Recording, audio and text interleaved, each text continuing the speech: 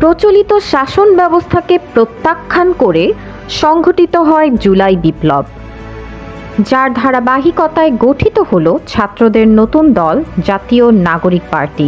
Second Republic প্রতিষ্ঠার মাধ্যমে গণতন্ত্র পুনরুদ্ধারে ঐক্যবদ্ধ দলটি।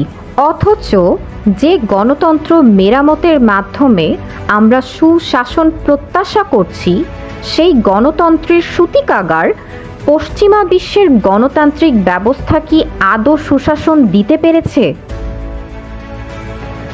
পশ্চিমা বিশ্বে গণতন্ত্র হচ্ছে পুঁজিবাদীদের দ্বারা পুঁজিবাদীদের জন্য তৈরি পুঁজিবাদীদের সরকার ব্যবস্থা, এবং শাসক বস্তুত পুঁজিপতিদের নিয়োগকৃত কর্মী মাত্র, যার বাস্তব চিত্র আমরা দেখেছি মার্কিন নির্বাচনে, যেখানে ট্রাম্পকে বিজয়ী করতে ধনকুবের ইলন মাস্ক $270 মিলিয়ন বেশি অর্থ ব্যয় করেছে। এমনকি নির্বাচন পরবর্তী সময়ে ট্রাম্পের সাথে সর্বত্র ইলন মাস্কের উপস্থিতি এবং নীতি নির্ধারণে পুঁজিপতিদের স্বার্থকে অগ্রাধিকার দেয়া থেকে এই বিষয়টি পরিষ্কারভাবে বোঝা যায়। এটি গণতন্ত্রের প্রকৃত চেহারা। এই গণতন্ত্র কি আদৌ দিতে পারবে সুশাসন?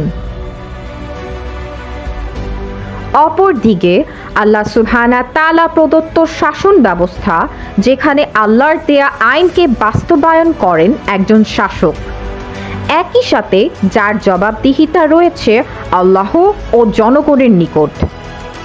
1350 বছরের ইসলামী শাসন ব্যবস্থা ধনী গরিব বৈষম্য ভেদে সকলের জন্য মৌলিক অধিকার এবং সুবিচার নিশ্চিত করেছে। আজও ইতিহাসের পাতায় আবু বকর ও উমরের মতো ন্যায়পরায়ণ শাসকের নাম স্বর্ণাক্ষরে লিপিবদ্ধ রয়েছে।